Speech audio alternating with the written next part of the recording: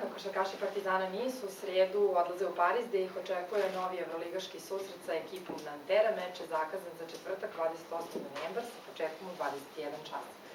O predstojećem susretu i o protivniku sa vama će razgovarati Žofre Laverne, trener Duško Vujošević i trener Velimir Gašić.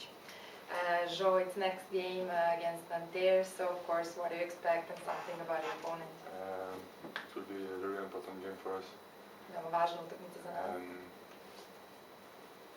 When we won by 30 points here, we were thinking that it's going to be particularly good for us because of Nanterre, but Nanterre win against Barcelona. So Kada smo pobedili ovde 30 razlike ekipu Nantera, verovali smo da će to biti za nas zaista odličan rezultat, što je i bio, ali eto, oni su dobili Barcelonu. So it's a 0-0, it's a new game. If we win, we are in the good way for go to the top 16, and if we lost, it's going to be harder, but nothing is, even if we lost, it's possible, and we win against, I don't know, Givelnik or... So, it's important, but it's not the reason why we will go or will not go to the top 16. Ok.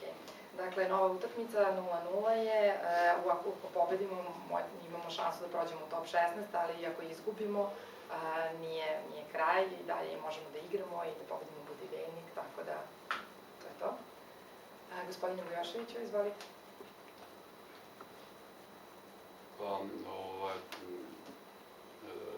Zove sam na konferenciju svog prvog asistenta Gašića, da vas možda upozna sa nekim najnovijim dešavanjima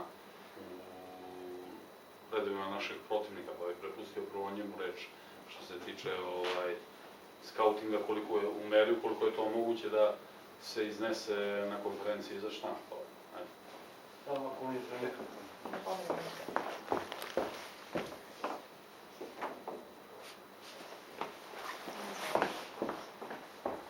Dobar dan svima još jedan put.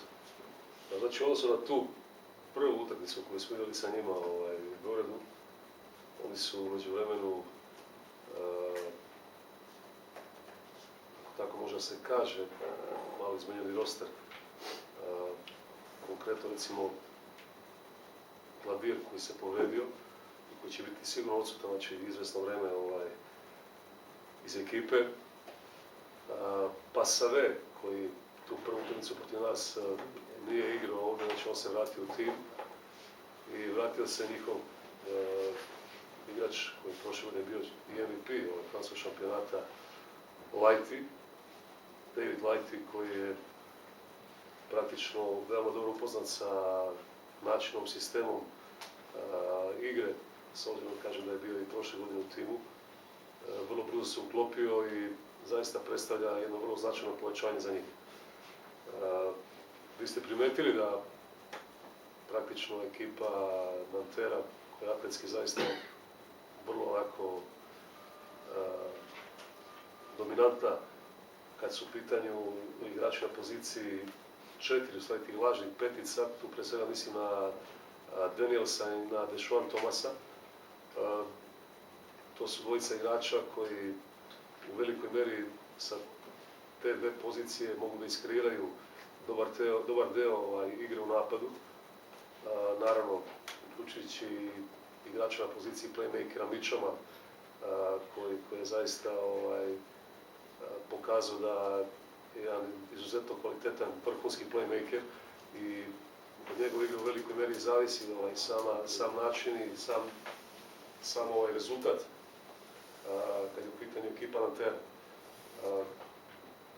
Oni su neke, da kaže, sitne korekcije napravili u svojoj igri, odnosno na tu prvu utakmicu, ali ono što je dominantno u njihovoj igri pre svega je ta neka čvrstina, pokušavaju da odigraju, da kaže, što veći broj kontranapada, da odigraju što više u tranzitu, da bi upravo ovi delovi, da kažemo, i taj kvalitet koji posjeduju, individualni kvalitet koji posjeduju njihovi igrači, izašao na površinu na najbolji mogući način. Ono što je sigurno, ta utakmica neće imati dodirnih tačaka sa utakmicom koja je igrana ovdje u Beogradu. Iz više razloga, o tome će vam coach Vujošević reći sigurno mnogo više. Eto, toliko. Hvala, gospodine Gašiću.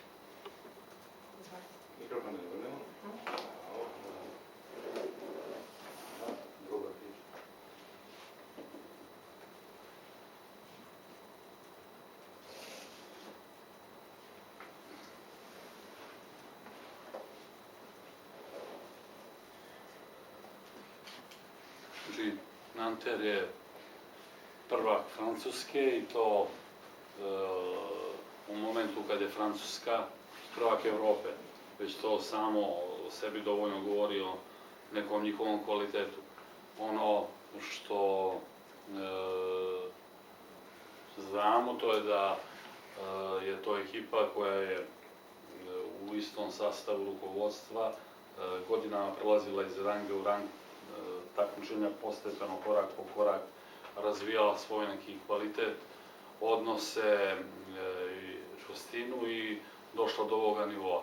Jedan od najvećih pokazatelja te neke njihove snage upravo, mislim da je utakmica s Barcelonom bila neposredno posle utakmice sa nama u Beogradu, tako?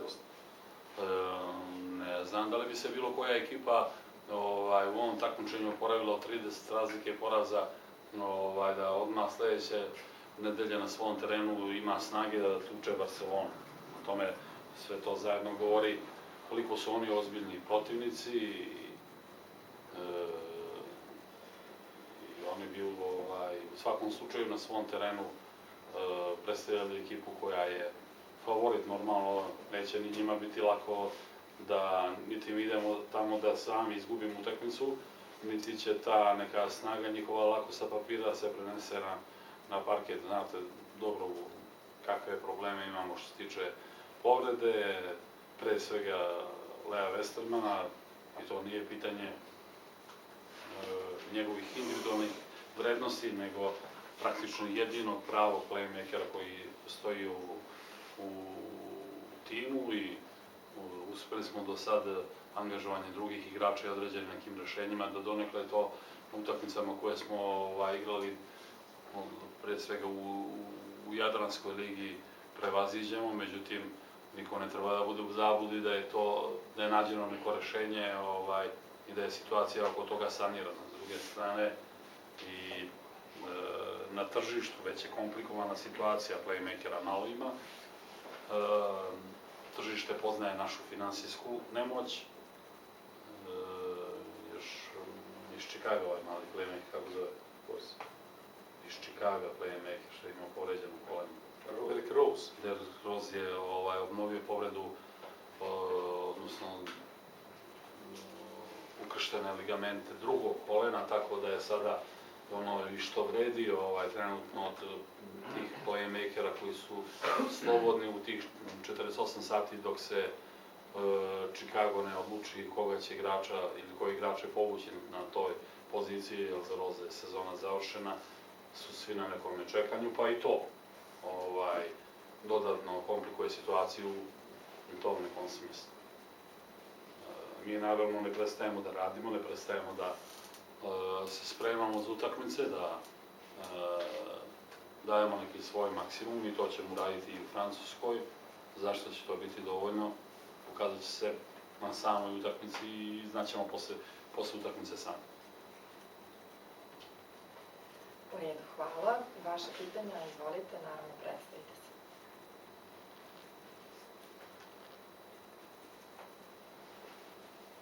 Đorđe Matić, Novosti. Dule Nanter ulazi u duel sa Partizanom posle ovakvog poraza protiv Limoža. Juče su igrali, a sad s jedne strane to može izgleda kao neko opuštanje priprema za Partizan, pošto je samo 2 dana razlike utakmici, ili vidite kao neku pad njihovih? Znam da su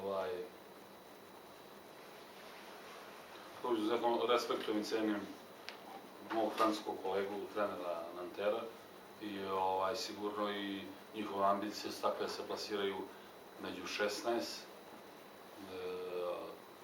da im je, ako su morali da biraju između utakmice sa Limožom i Partizanom u smislu nekoga akcenta, opterećenja i svega, da su akcentovali upravo utakmicu s Partizanom i da taj rezultat neće imati nikakvog uticaja na utakmicu koja se igra u četvrtak. Hvala, sledeće pitanje.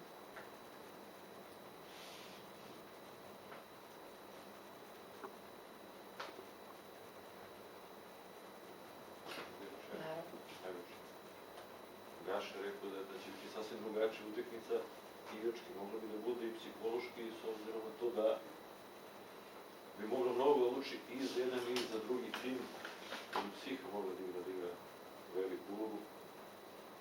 S jedne strane nam te pružilo se istorijska šansa da se plasira u top 16 i da bi to moglo da ih optereti.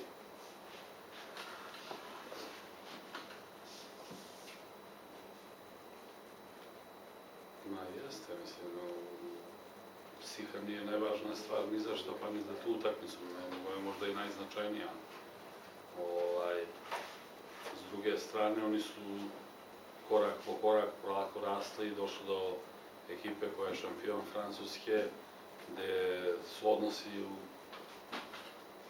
familijarni, gde dobri, u tom smislu govorim pre svega o rukovodstvu tima, gde postoji jedna baza finansijska koja je stabilna i srazmerna nekim ambicijama. Mi smo stalno na nekome raskoraku praktično. Sredstva koja dobijamo od sponzora završavaju za plaćanje reprograma duga za porez i novih porezkih obaveza. Zaista veoma malo ostaje para. Ja ću vam reći da sam ja primio prošle godine jednu platu i ove godine jednu platu. Ali dobro, to je stvarno nije neki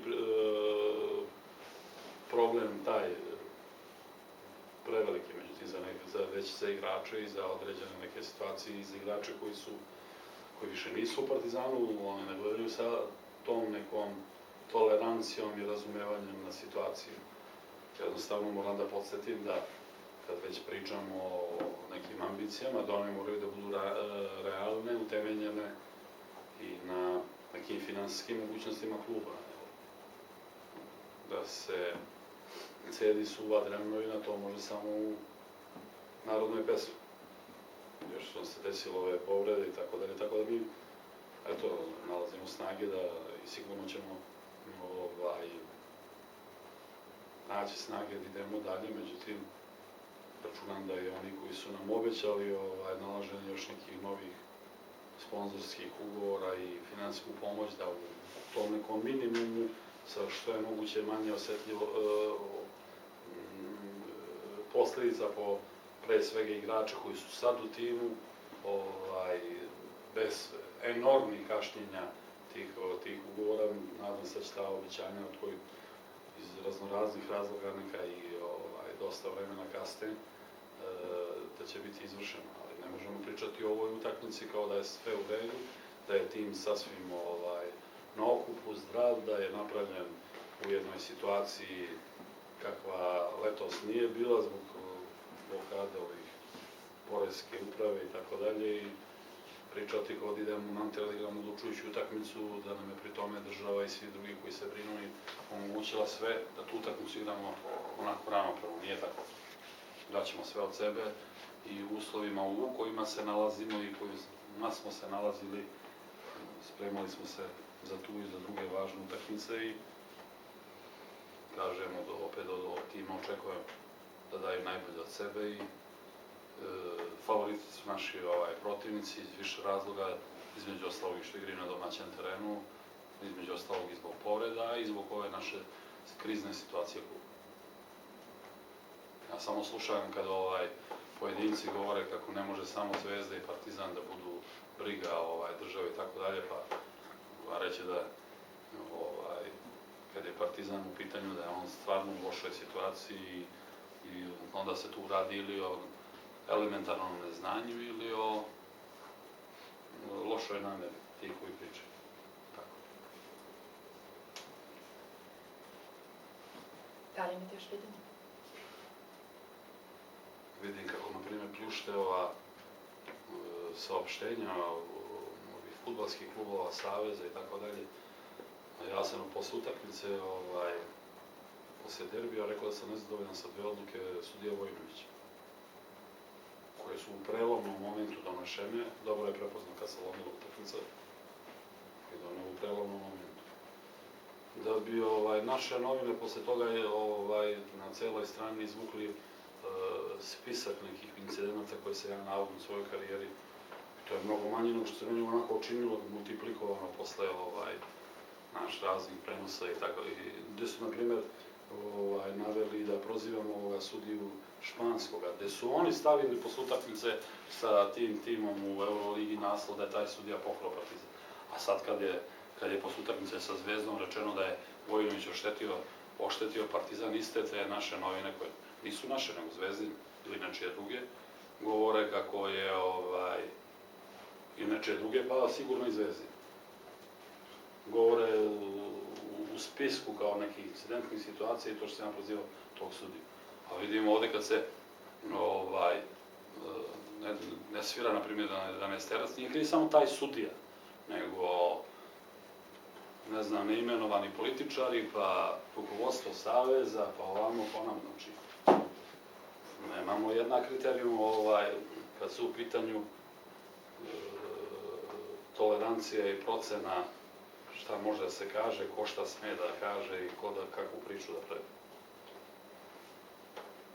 Takvo pisanje bez obaveza prema istini nije dobro.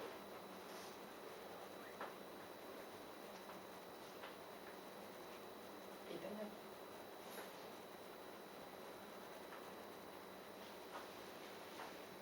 Može, naravno. Samo za ovaj restoran, kakav je proces? Poruke kad će...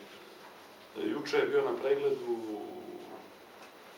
da se odlučio on i klub da se operacija radi u Francuskoj, u Lyonu, tako? Da. Na pregledu je potvrđena dijagnoza, znači da se radi o povredi, odnosno kidanju prednjih ukrštenih ligamenata i da će operacija da bude rađena u Francuskoj 3. decembra. To je datum oporavak posle toga.